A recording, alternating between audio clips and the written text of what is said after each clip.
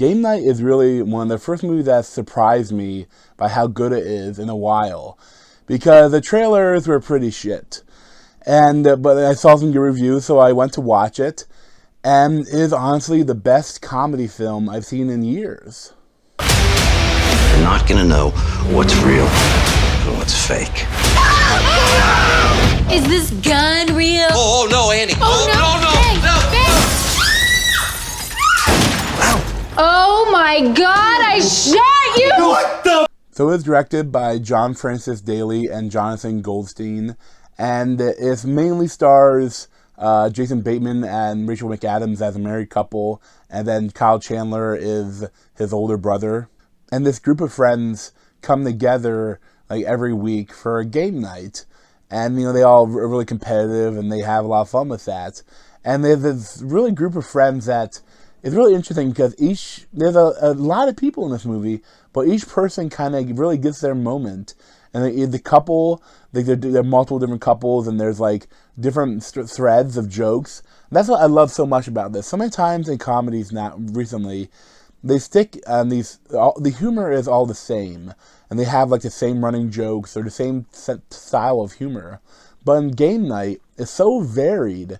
Like there's multiple different running jokes and throughout the film, but they're different jokes, and they're different styles of jokes, and they're like different threads. Like with the couples, like each character has kind of like a thing that they're kind of known for, and that keeps they never like drop that for something else. They run with it, but then they build on it and they kind of change it and they play on it, and it's just expertly written by Mark Perez, and it's just almost a perfect comedy film. The only thing that I thought wasn't perfect maybe was towards the end.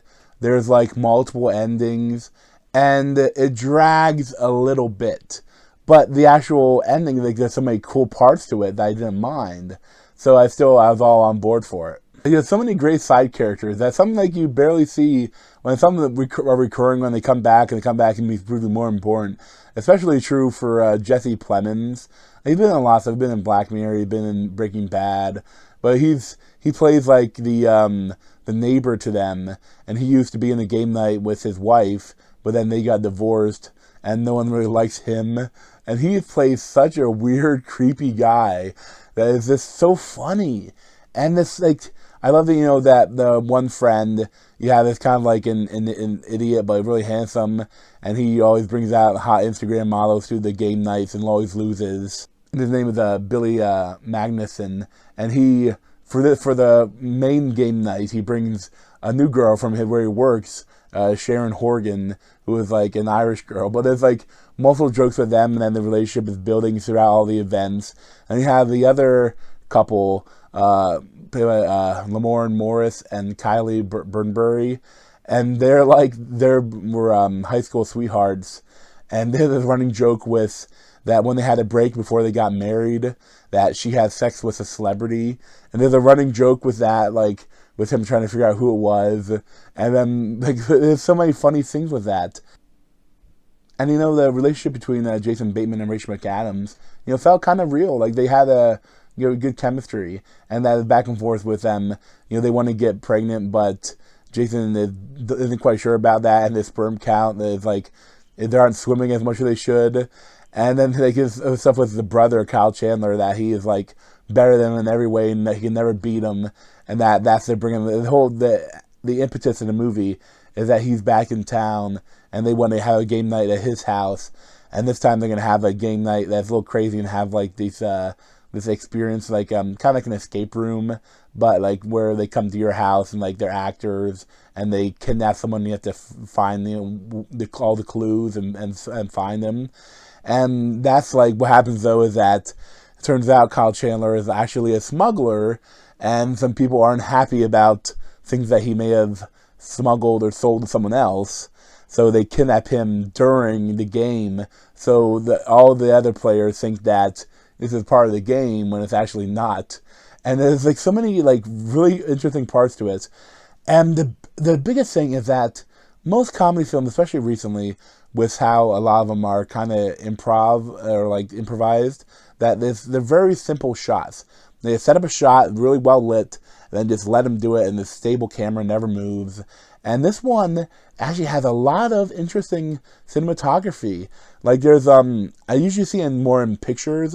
There's a thing, I think it's called like a tilt shift, where if you tilt and shift the image, it makes it look like it's on like a board, like it's like a bunch of toys. Like it doesn't look real. It doesn't look like it's a real cityscape.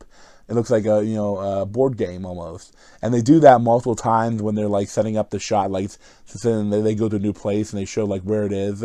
Like they do that tilt shift, and it looks so cool.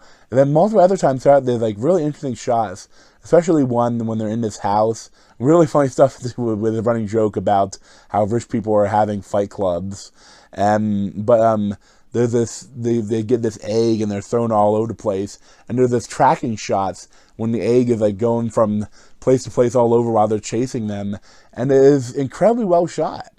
And I think there are so many different jokes, and they're all hit really hard. Like I was laughing, I've laughed in a film and again in a while, and I really think that it should hold up to multiple viewings because there are so many different jokes. Like there is not some comedies if they're not as many jokes, like they're not as funny when you see them again.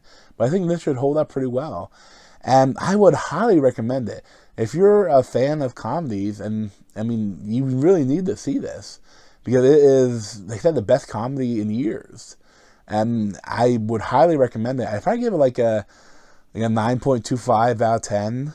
But thanks for watching, and you can check out other video playlists from my head. Describes me over here. Thanks.